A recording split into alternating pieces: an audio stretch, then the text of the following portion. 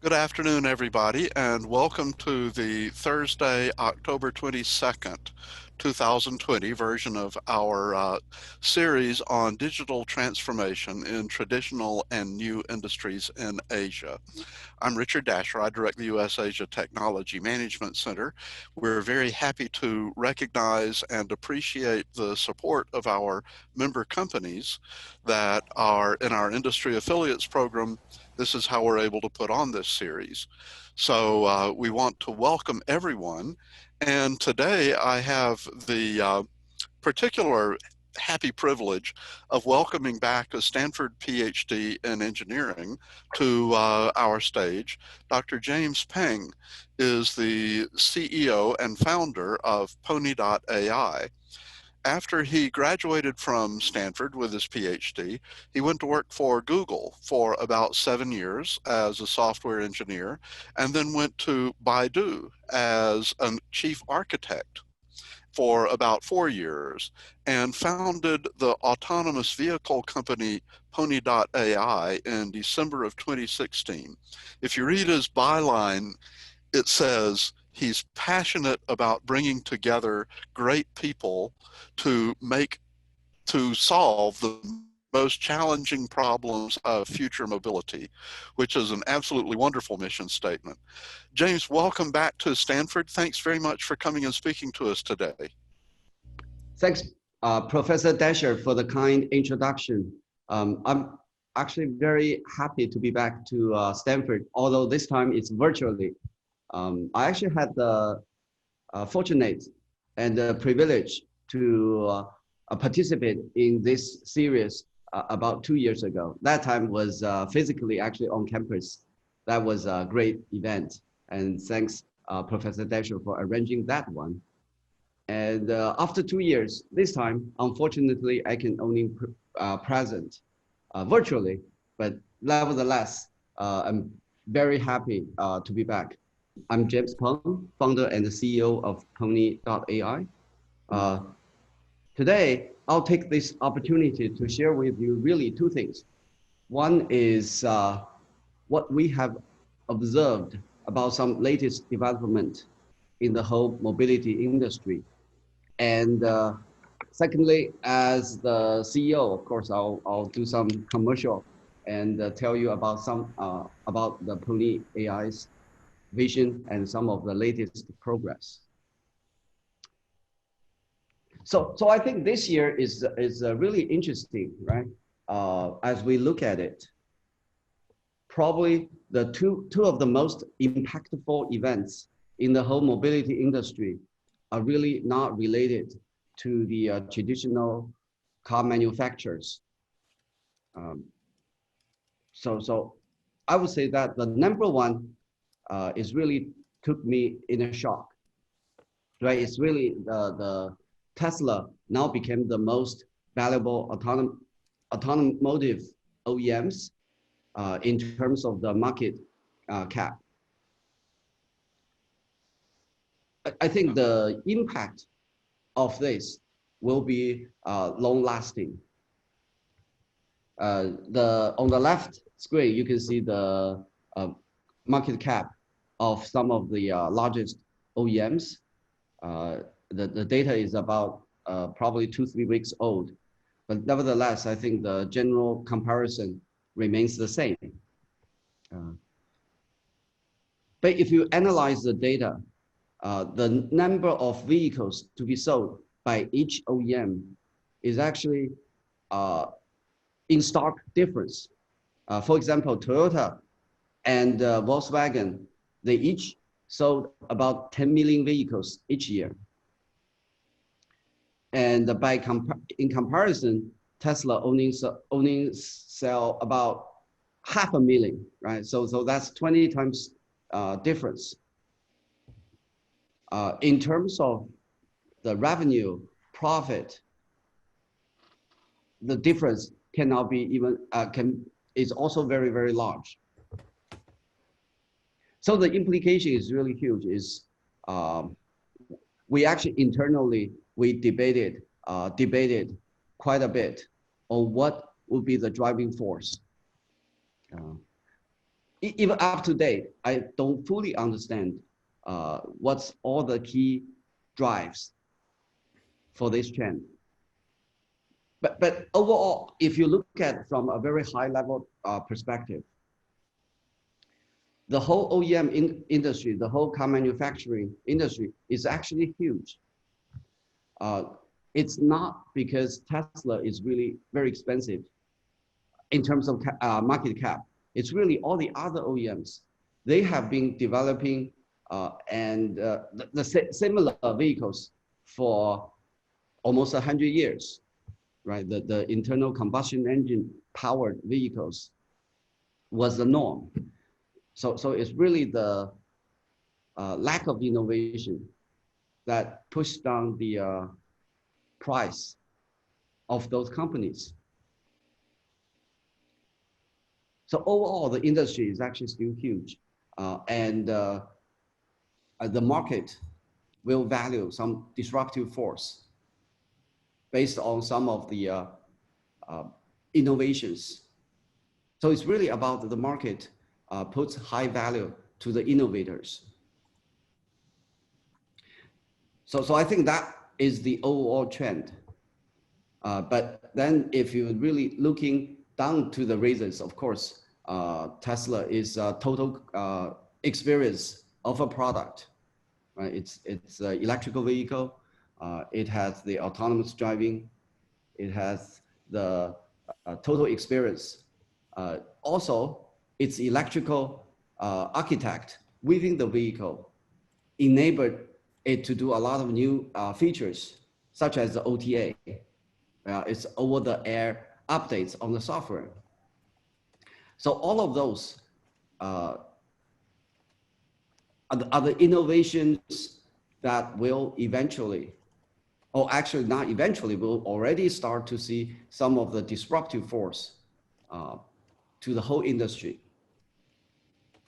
So I think it's definitely a great opportunity to shift the landscape. And the impact can actually be a lot larger down the road.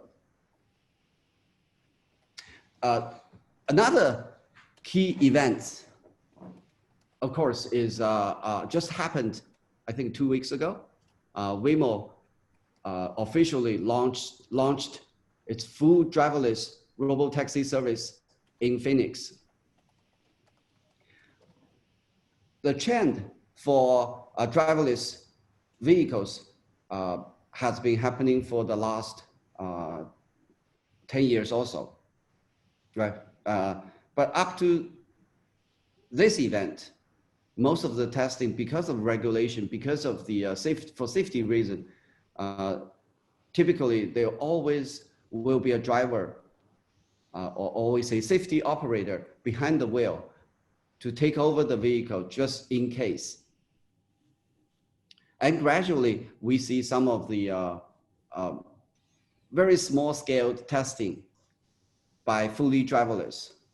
Actually, Pony.ai has a small scale testing fully driverless as well, but that was mostly in testing mode. This is the first time we have seen a public facing usage with full driverless capability. So I think this is for the whole autonomous driving industry, or for even in a larger degree for the whole mobility service. This is one of the most significant milestones that I think eventually will open the full driverless capability, and some of other companies will be able to reach the same capability as well. And we'll see some of the larger adoption of the full driverless vehicles. Another significant impact or implication of this event is that before this event, most of people think that it will take a lot longer for the full driverless vehicles to be able to be safely driving on the public road. So this indicates that innovation is accelerating, and a our autonomous future can be closer than most people think. Of course, we shouldn't downplay some of the roadblocks to reach the full driverless society, right? Some of the roadblocks are still the regulations, some of the how do we produce the vehicles at larger scale with a lot cheaper price. I think that remains a lot of engineering challenges. There are also technical challenges. How do we scale up the application to make it more general, to be able to drive in all kinds of driving conditions?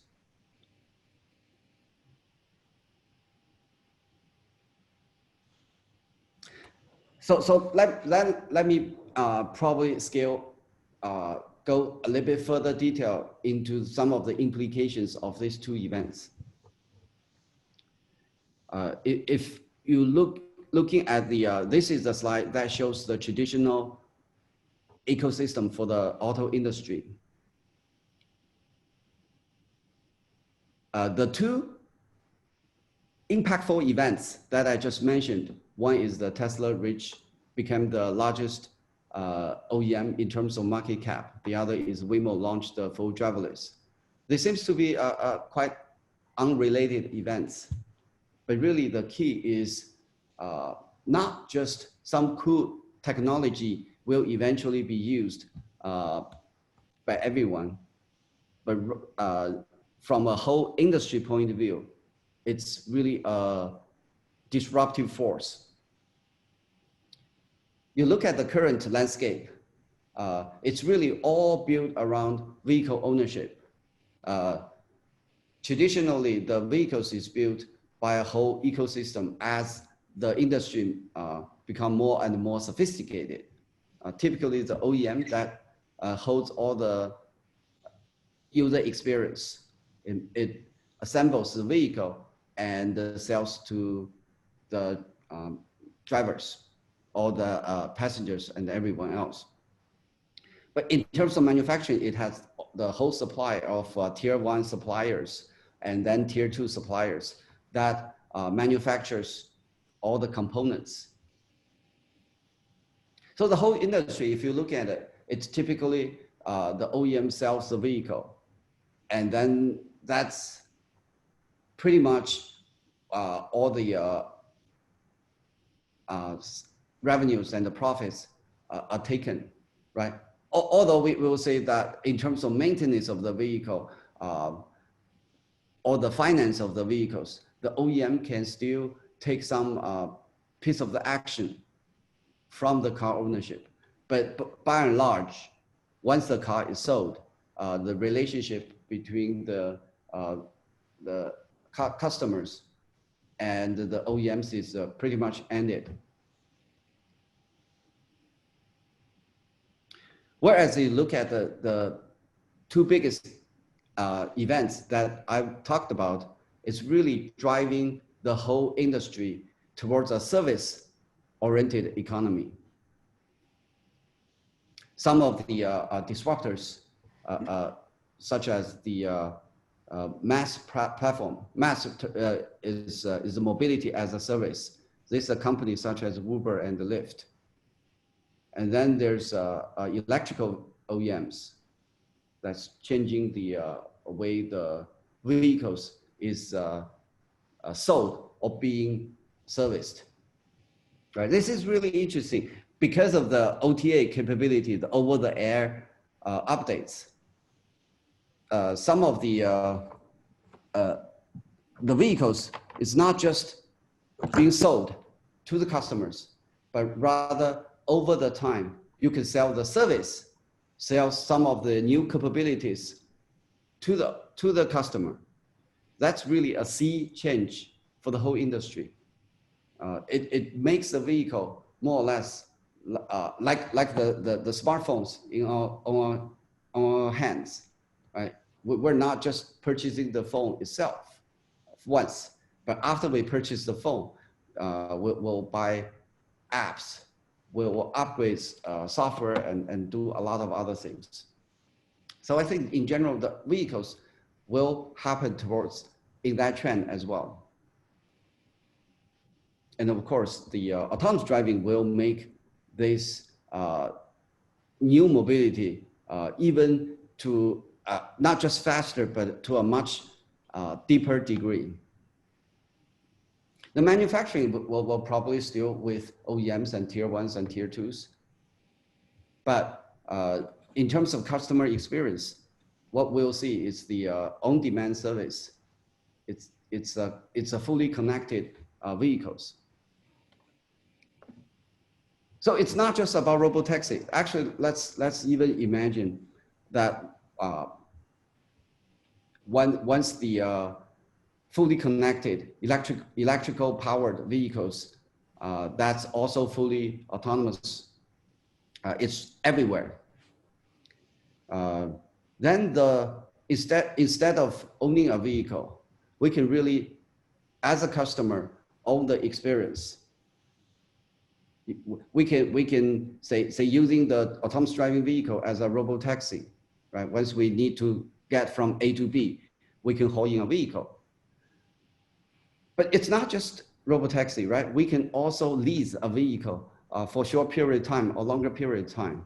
Imagine that once you go to, say New York for a short business trip, once you get out of the airport, you can use hauling autonomous driving vehicles that is not just for service, right? That you can use for 3 days of your business trip. You can put all your luggage in there.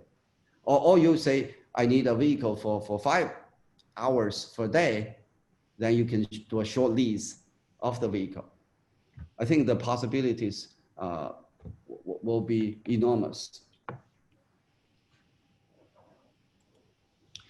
Also, it's not just about passenger transportation. The whole mobility industry has the transportation of all the goods. It has the last mile delivery of all the groceries, food.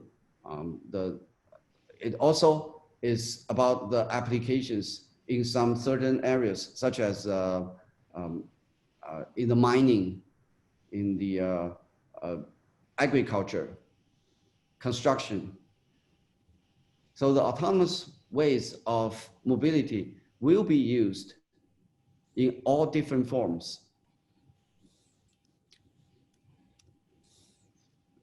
And then, especially this year, this shows you some of the highlights where, because of the shelter in place, because of the COVID pandemic, we can see more and more demand on contactless mobility applications, such as last mile delivery or the last 10 miles delivery that has been handled by autonomous driving vehicles, such as the sidewalk robots, or in the middle one is actually we turn typical autonomous driving vehicles and then turn that into a food delivery service.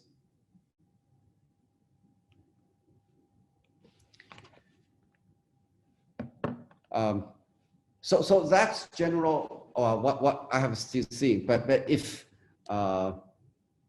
some of you follow the big trend in the autonomous driving or in the whole mobility industry, you can see some of the big change that has long-lasting impacts. As I mentioned, there's two biggest events, two most impactful events.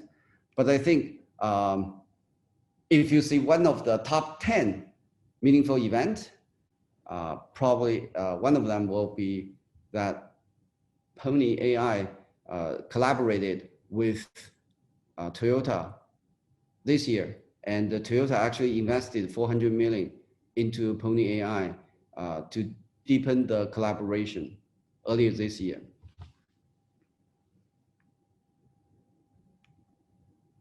So I'll spend probably another 20 minutes to tell you some of the latest development and progress that we have making. For the first event, the first part of my talk today, I'll basically give you an overview of some of the general trends that I have seen.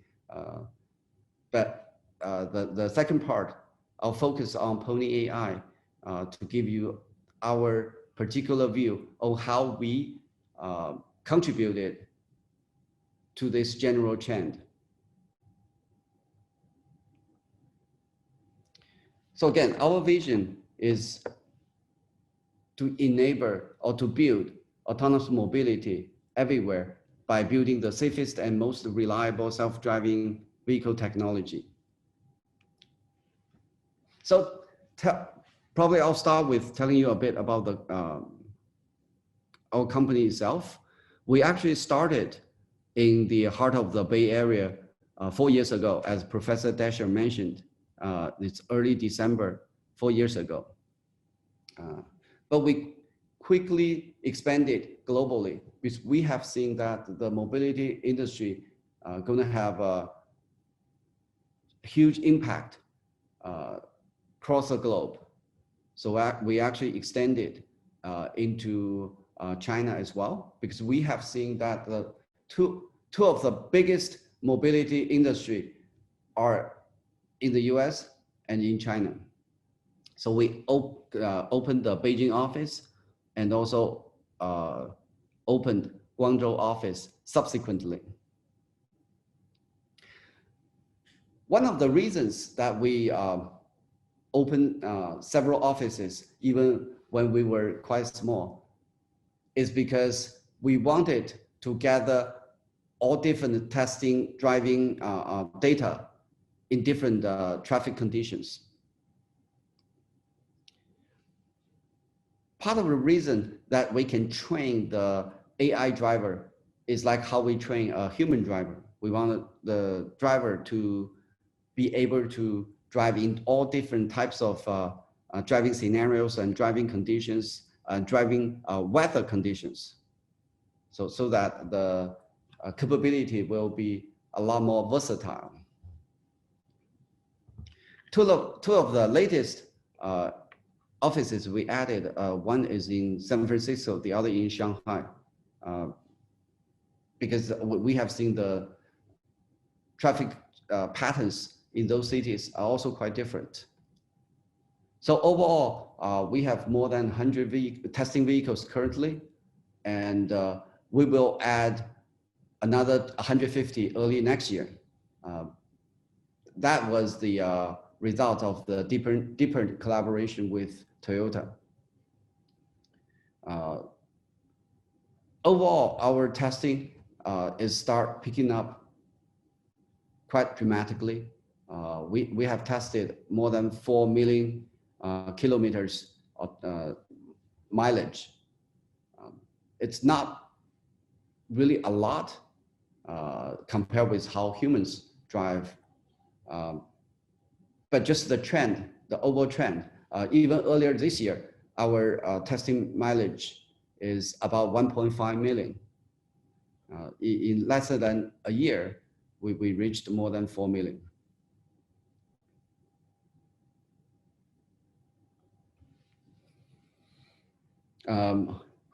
We're quite lucky to get continued support from some of the top tier global investors. Sequoia and the IDG are our very early investors, and some of other, I would say partners, not investors. I would like to call my investors as partners. Some of the partners are Fidelity, Legend Capital, Morningside, DCM, and some others.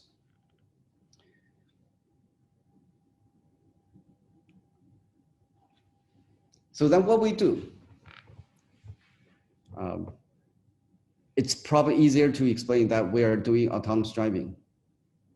But I would like to say that we are actually really building a vehicle agnostic full stack virtual driver.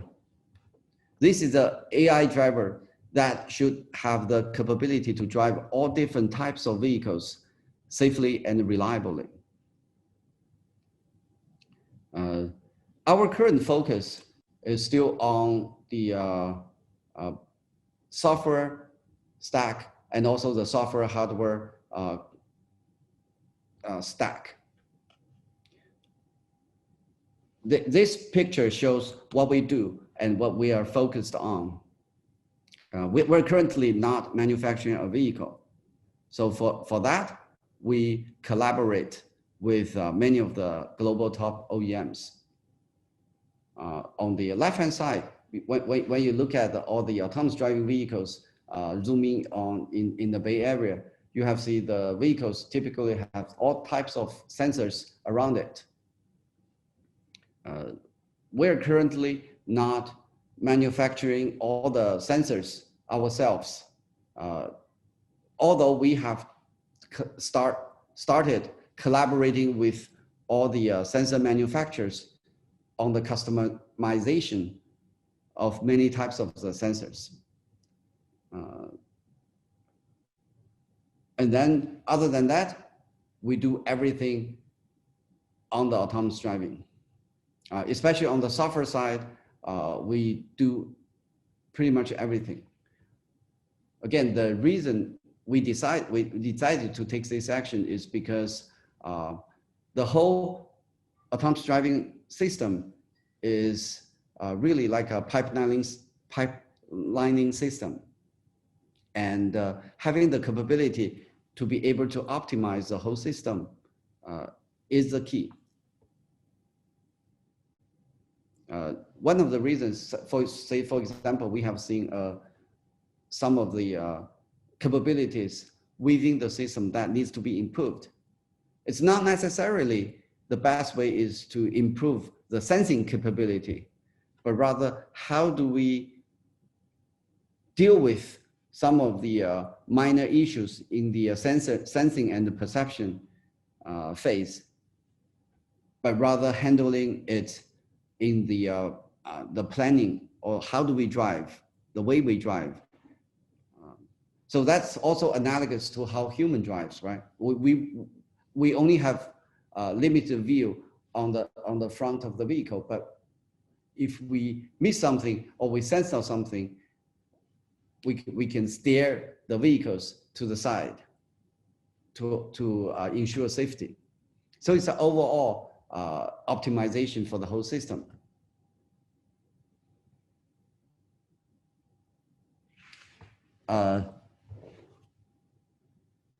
For the last slide, you can see we're really building. If you use the analogy of a human, then we're really building the brain, and the vehicles itself is the body.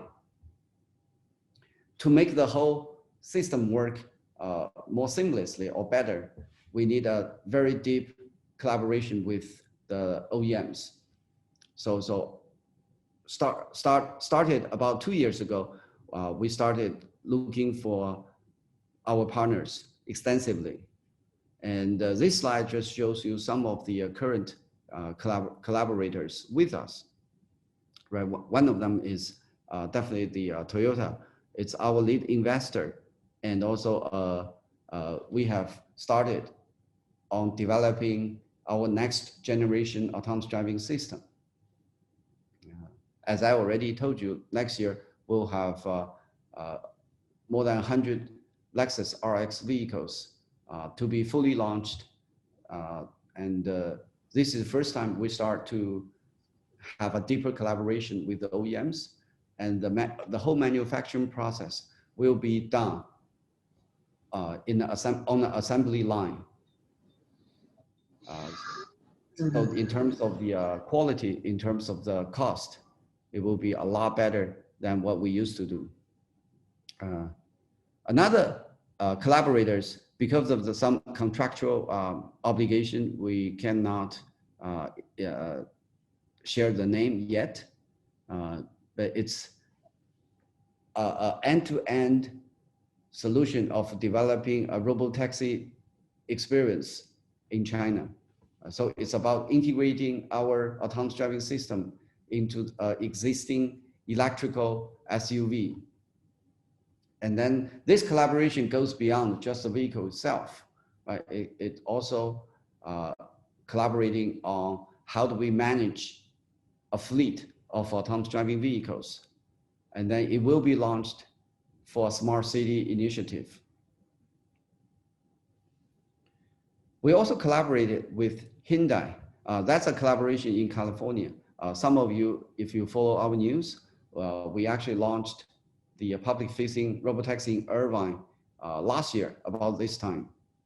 It's the first public-facing robotaxi pilot in California. It's mostly used by the UC Irvine students. It was a quite popular service for the students until the pandemic hit, and we had to suspend the service. And later on, we actually launched the service to be a full delivery. In China, we've also collaborated with GAC, it's a Guangzhou Auto Corporation. We are co-developing a tailored platform. Also, this is for a pure electrical vehicle, Ion LX. It's an electrical SUV. So this just shows you some of the partners that we work with. Again, as we mentioned in the last slide, our goal is really to build a vehicle agnostic virtual driver. So the more types of vehicles that we were able to turn into autonomous driving, that will make our system to be more like a platform, to make it more general. So in terms of usage, Waymo has launched a full driverless robotaxi experience to the public in Arizona. For us, we actually launched the service in China, but in many cities, in Beijing, Guangzhou, in the Irvine as well. But this is still a service that has a safety driver behind the driving wheel. We actually, this just shows the example where we launched the end-to-end mobility operation in Guangzhou. It's one of the first public-facing robotaxi operations in China. It covers the area that's almost 300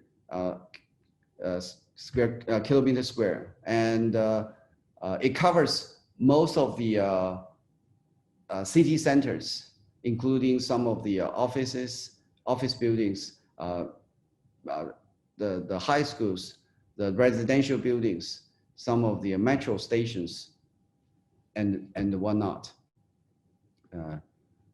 Probably it's nice to notice we also launched the service that links the Guangzhou International Airport all the way to Nansha, which is more than 100 kilometers away. So it's a service that's general covers all types of roads, and it serves to the real usage. In the US, we also launched the pilot. It's really a nice way to get the customers to be fully aware of this autonomous driving trend. As I already mentioned, we launched a fleet of robotaxi in Irvine last year. Per California regulation, we actually need to report the usage data to the state each quarter. On the left-hand side, you can see some of the stats that we reported to California. This is the data for from last November to the January of this year. Because after that, the whole service is pretty much suspended. It shows how many passengers taking the vehicles per day on average. You can see in terms of that, we're much higher than some of the other companies that also providing this or that holds this permit. We on average takes about 10 passengers per day per vehicle. And those are not just a testing ride, but rather it's for UC Irvine students to go to school or to go to restaurants, shopping malls. In Fremont, we also collaborated with the city. I should mention that Fremont is where our offices is. We collaborated with the city of Fremont to launch a last mile robotaxi service to solve some of the commute challenges for the city employees. Again, this service was loved by the city employees until the shelter in place.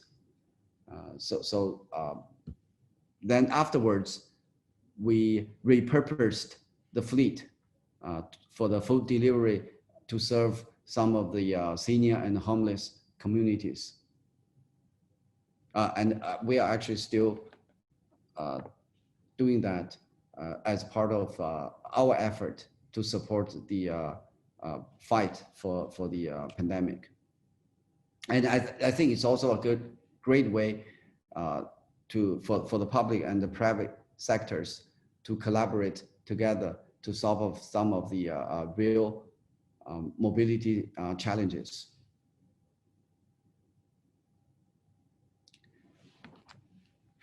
As I also mentioned that we try to solve the whole mobility challenges. And in terms of the whole mobility industry, two of the biggest applications, one is to move people around. The other is to move goods around. So 2 years ago, we also start to expanding our virtual driver to different types of vehicles. The first one we apply is the long haul trucking, the 18-wheelers, because the other reason we're looking at it is because if you look at the mobility pie, two of the largest slice are the passenger vehicles and the long haul trucks. So for us, the effort is still relatively small compared with our efforts in the passenger vehicles. But we have already started to build autonomous driving trucks by modifying the vehicle to make it to be fully driverless.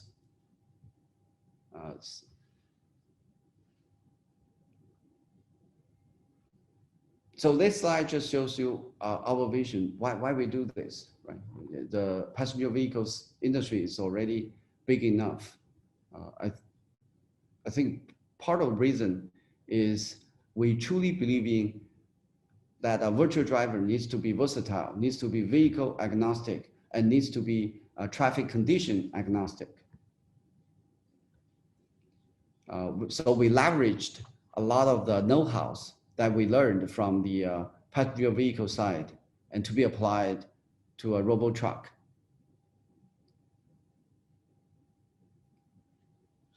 Most of the software components are actually being able to be shared by both applications. Some of the things that needs to be a lot of customization is because of the size of the vehicle, the dynamic model is quite different.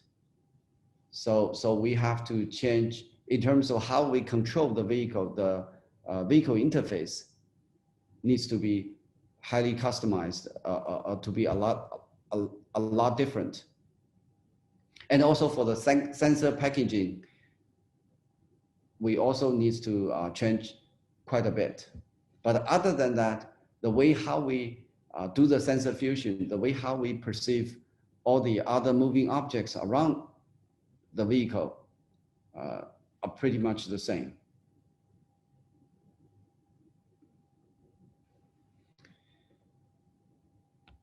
The Cybertruck is interesting, right? It's that to make it to be a business, not only we need to collaborate with the car manufacturers, but also we need to work with the logistic providers. This shows one of the examples that we launched a commercial trial of the Robo truck experience, where we connecting 3 warehouses to do a warehouse to warehouse food package delivery. I should mention that the service area we covered is not just highways; it's also city roads. So it's a hub to hub application. It's a warehouse to warehouse application, not just hub to hub. So we some of the scenarios that we need to be able to taking care of are such as the narrow roads in the city, the highway toll stations, the ramps, and a lot of other challenging traffic conditions. So for us is for this particular pilot trial, 85 of the distance is highway, and probably another 15% is on the city roads.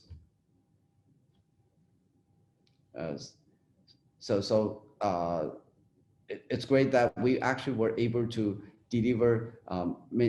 We have 10 vehicles on this, and we were able to deliver some of the goods from warehouse A to warehouse B, and we're planning to expanding the offerings next year.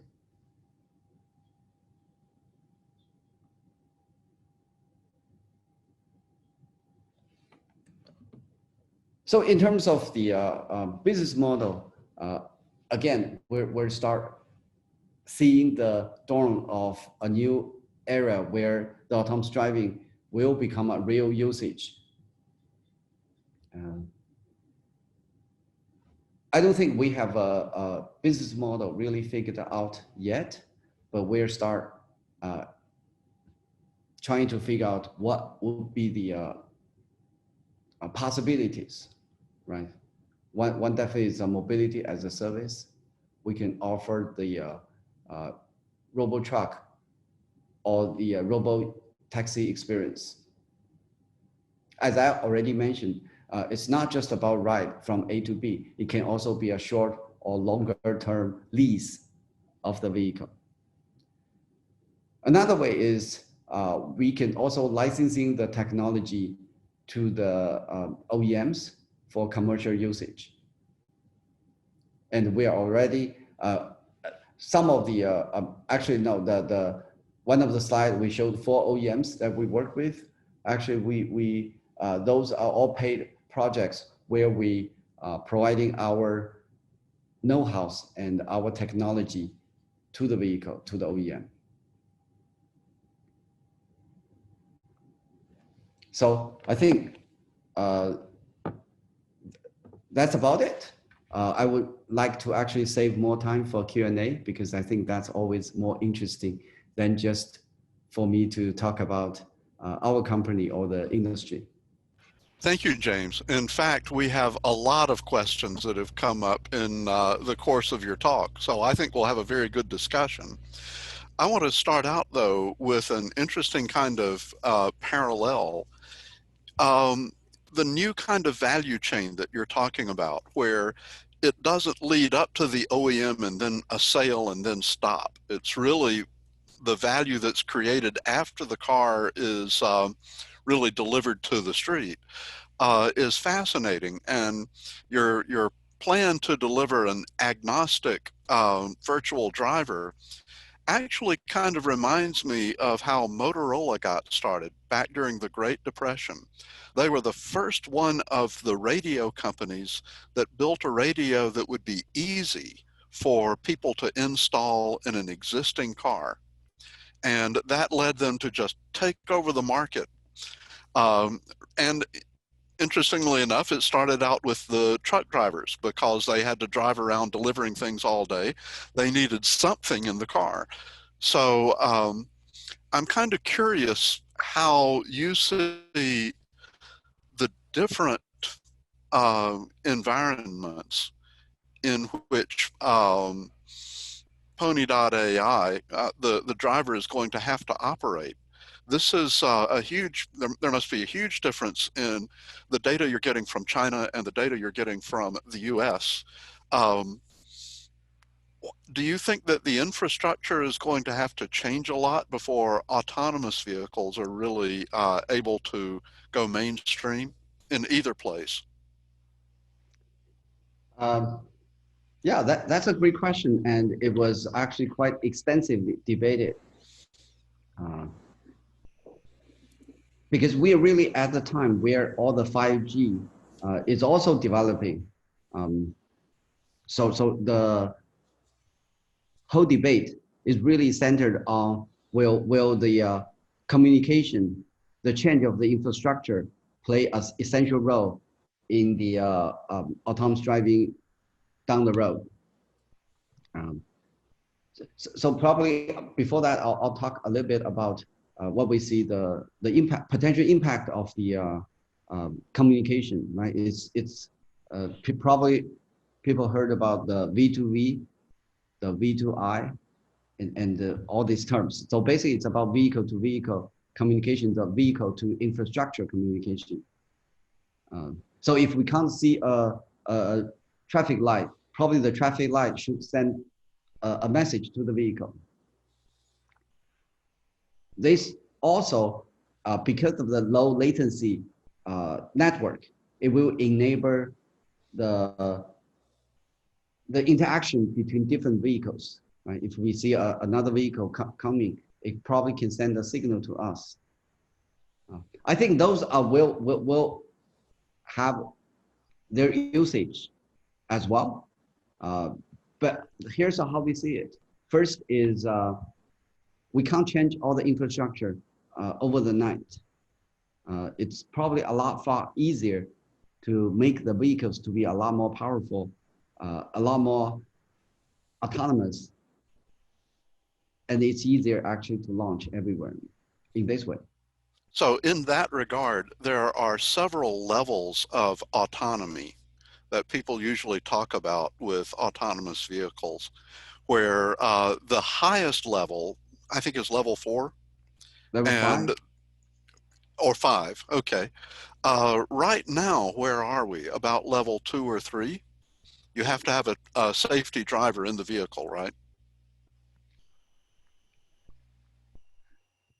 I think the level is really not about the capability.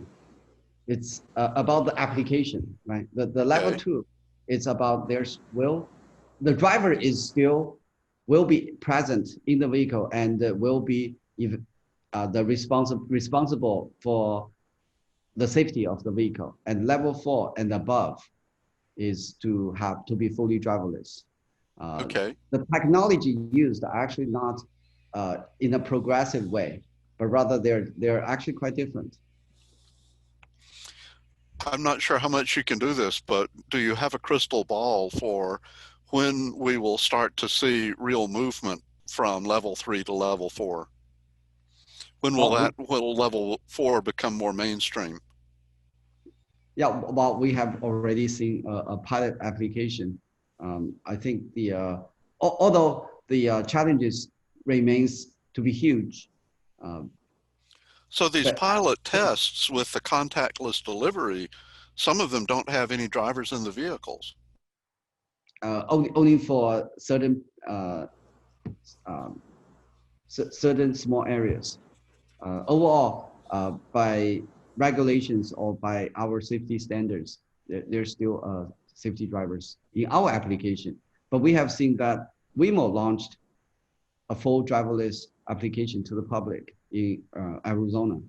Uh, I think this Okay. is just the first application. We will see some other cities in some other conditions, and then eventually will be everywhere. Although I don't have a crystal ball, but I definitely see that the innovation is accelerating. So And we did have a question about Waymo. This is kind of controversial. Evidently, Elon Musk said that the Waymo solution is a specialized solution, whereas Tesla has a general solution to the problem. Um, do you have any comments about this kind of what he said, Elon Musk? yeah, I view this not from which solution is general or not, right? If again, if different solutions that can reach the same goal, they're both very good. But in general, I wouldn't see application is too narrow or too limited simply because it's only applicable in certain areas. Actually, that's how we learn, right? We start with a limited capability, and then we move to different cities. We start learning more general ways of solving problems, and eventually, a specialized skills become a general scale. Mm-hmm. So I think the um, either way might have its merits, but I think it's regardless, we should be able to reach the driverless first, and then thinking about how do we make it general, how do we apply it, how do we make the large scale and everywhere. So one of the kind of distinctive characteristics of an automobile is that it tends, up to now, it has not been modular at all, right? I mean, you've got systems that go through the entire automobile and have to coordinate at a very deep level with each other. And so you're cooperating with a number of different OEMs to put your virtual driver technology stack into their different vehicles. Um, do you see a kind of move towards standardizing the interface, or do you think they're going to all stay, you know, up to now, it was almost impossible to supply software to one of the car makers or to more than one of the car makers because they would control the interface completely. Do you Oh, see a standardization? that's a great question. I don't think standardization will happen overnight. Uh, so what we are doing are rather to standardize a interface and using the same interface to work with different different ways of connecting the software into the vehicle. Uh, to standardize the whole interface, I think requires the whole industry to be collaborate with each other. I think that's probably is going to be a big effort. I do agree with you. Yeah, I think you're right. So not being so the next best thing then is to abstract the application and having a standardized interface. So one of the characteristics of anything that uses artificial intelligence, and certainly autonomous vehicle technologies require this, is that the amount of use you have really puts you ahead of the competition. So, you know, the amount of data that you have to build your system for your system to continue to build on. Is that really how Pony.ai is kind of distinguishing itself from other similar autonomous vehicle technology producers? Yeah, in general, I definitely agree with your assessment. Um, it's it's uh, analogy I'll use. It's like how we learn a subject. The more diverse type of problem sets that we do will actually in general makes us to grasp that subject a lot deeper and better. That's actually part of the reason we, as one of the slides I show, we operate in many different cities. It's the way to gather all kinds of traffic data. And Yeah. but then on the flip side, um, I use the same analogy is how we learn a subject. If when you first learn a subject, it's very much important to be able to cover different problem sets. But how you really become an expert of a subject in general is not limited. In the short run, it's very important, but in the very long run, it's really the capability to learn is more important than just the problem sets itself. Let me probably explain a little bit. Is people generally say is the data, the traffic testing data are the key deciding factors, differentiators for developing the system. I say definitely they are, but they're not the full picture. It's about the richness of the data, but it's also about how you learn from the richness of the data, the capability. I think that's in the longer run will be the deciding factor and the key differentiator. So we have to build on both. Okay. Uh, these are great answers, and I really appreciate all the great questions that are coming in.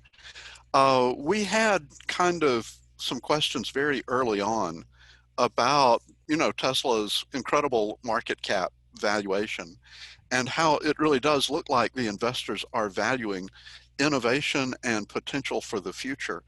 Um, how do you see talking with investors right now in regard to the things that they really care about? When you're talking with investors, what are the things that really seem to just um, resonate with them?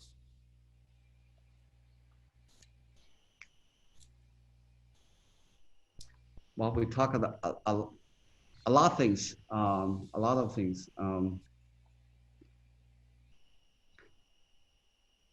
I think in general, the because of the trend, people really put a lot more value on innovation. Uh, Hmm. so in general, I think the um, at least the part of the what I can observe, I observed was that the investors are generally, um, I would say, more bold.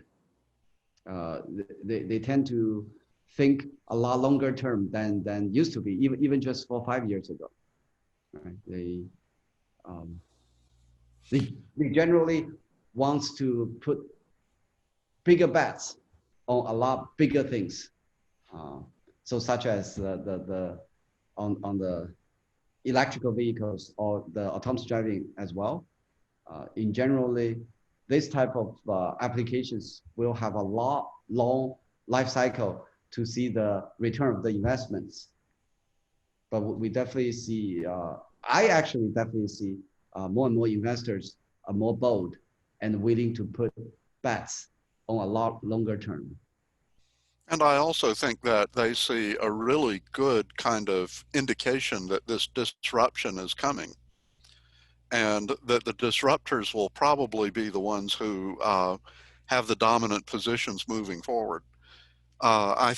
Yeah, with regard to safety, so the real problem with autonomous vehicles is that they have to coexist with regular vehicles and humans who are kind of unpredictable. Even watching people cross the street, do you know if the person is going to suddenly change or stop in the middle of the sidewalk? You can't just, assume that the vector and speed will continue. Um, what do you see as the biggest challenges for safety for autonomous vehicles? Because there's, the unreliability of people. There's also the need for really real-time, fast edge processing. Or is it the communication background the kind of network of how you are integrated into 5G, for instance? Um, I think it's all of those, but the I would say the biggest challenge remains to be probably the first one you mentioned. It's all The the people. regulations of the all the it's all of us that made the autonomous driving so hard. Uh, so that's why when we design the system, we have to put on tolerance, put on redundancy. Right? In our system, actually, we start we um, if you really look at the vehicle currently, why do we have a safety driver in there or the safety operator? It actually saves as a redundant system just in case something happens. But if we take out the safety operator, then we need another redundant system to take over just in case. Right. So we actually have a smaller scaled separate system in the vehicle. So whenever we encounter, say a very unforeseen event, such as the failure of some of the sensors, the redundant system actually can at least make the vehicle to make a safety stop. So I think by putting some of those engineering systems into the vehicle, then the reliability and the safety will increase dramatically. So it looks to me like the business development side in the US would be very different from the business development side in China. That the robo taxi kind of application would be absolutely wonderful in a big Chinese city. In the US, it looks like it might favor more long haul trucking and kind of that sort of suburban delivery application. Do you think you're going to wind up with really two companies doing very different things?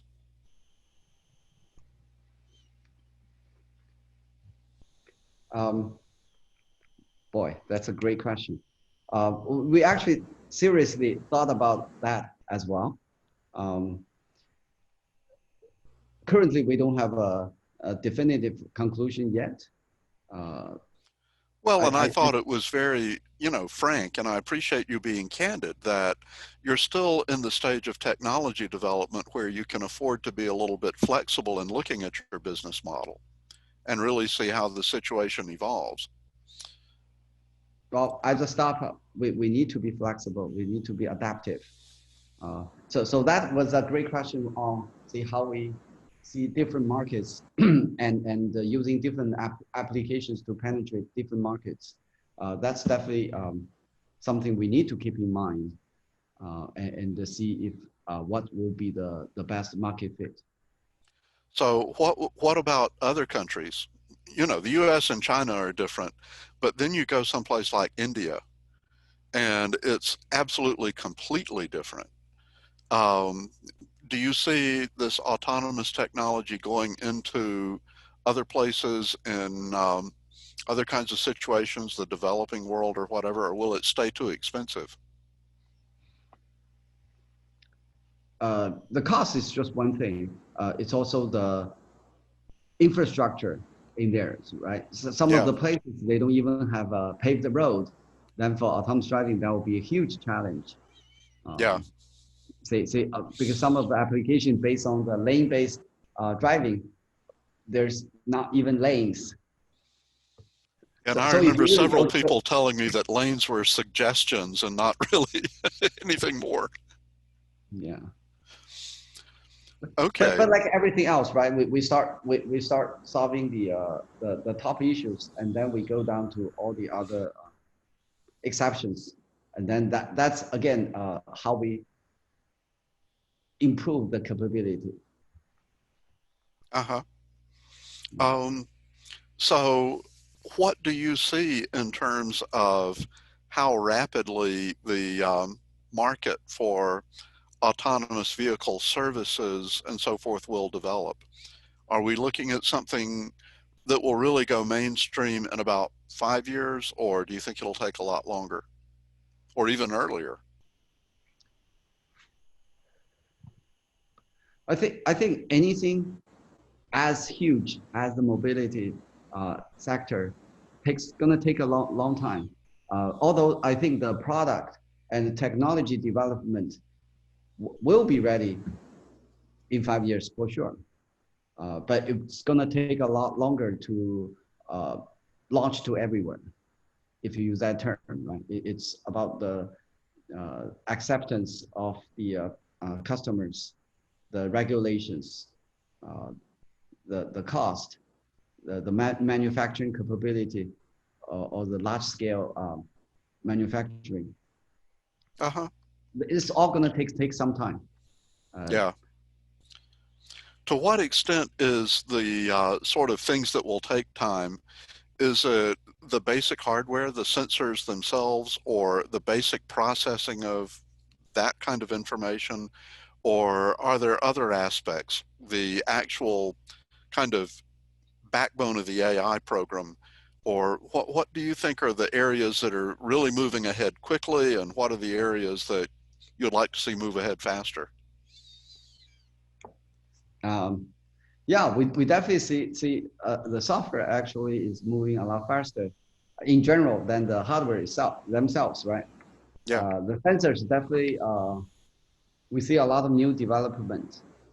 For example, new types of sensors.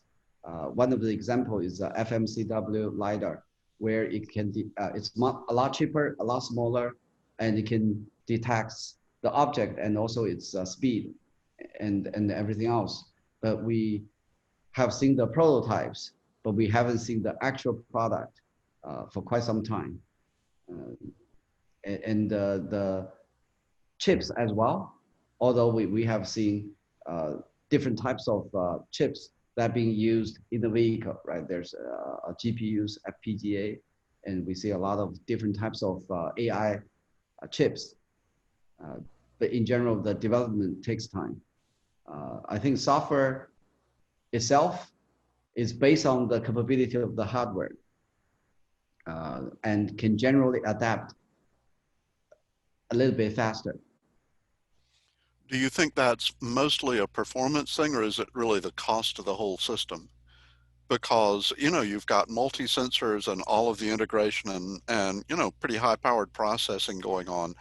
The cost of autonomy must be quite high. Uh, I think for any industry, cost will not be an issue once we go to the mainstream. Uh, the main reason that currently the cost is still high is because the volume is low, right? It's all the suppliers needs to cope the R&D cost. So the price is generally a bit higher than what we would like. But it's every industry follows the same trend. The price will go down once it goes to mass production. Do you think Tesla has helped the price to come down already? Things like their sort of semi-autonomous technology. It definitely puts pressure in the market, but because most of the sensors we use are quite different, and also the even the processing capabilities are different. So I think it probably didn't help directly, but it's definitely a driving force in there.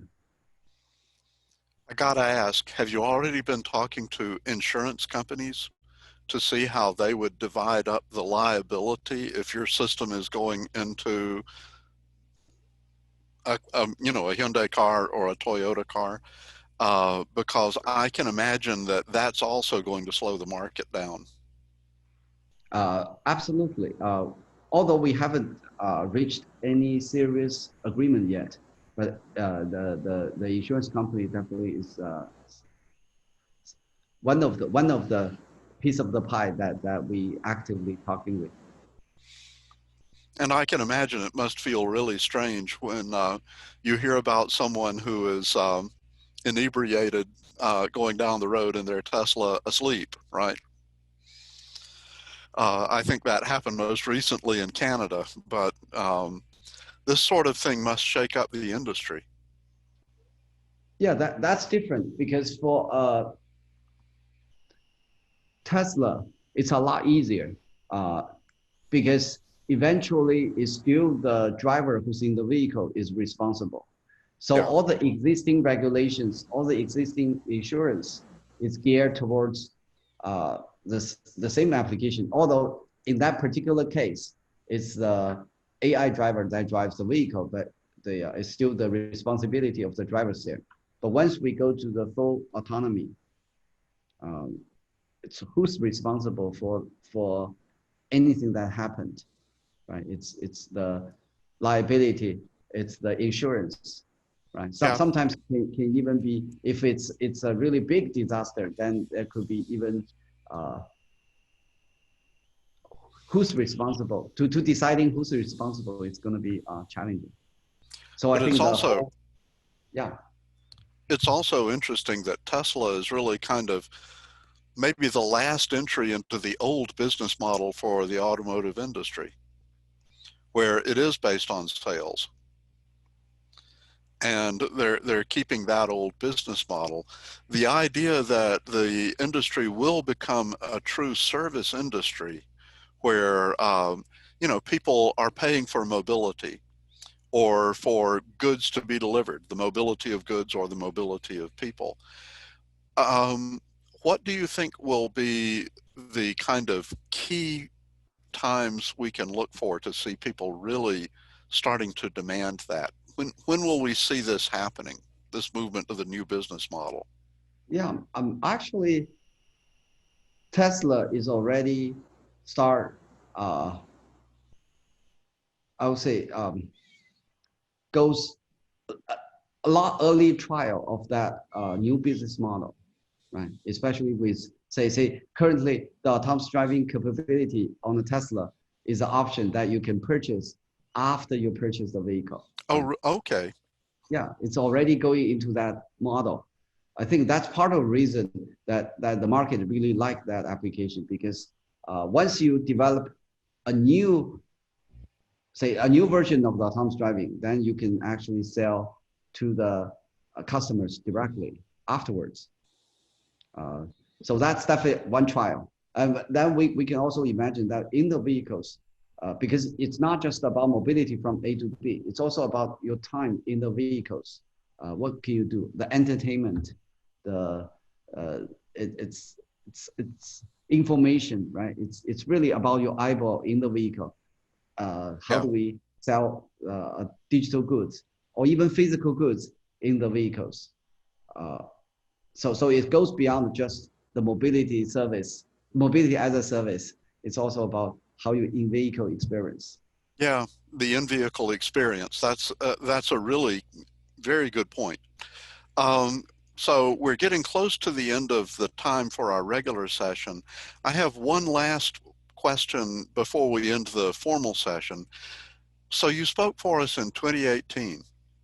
Um, it was exciting then, and it's even more exciting now.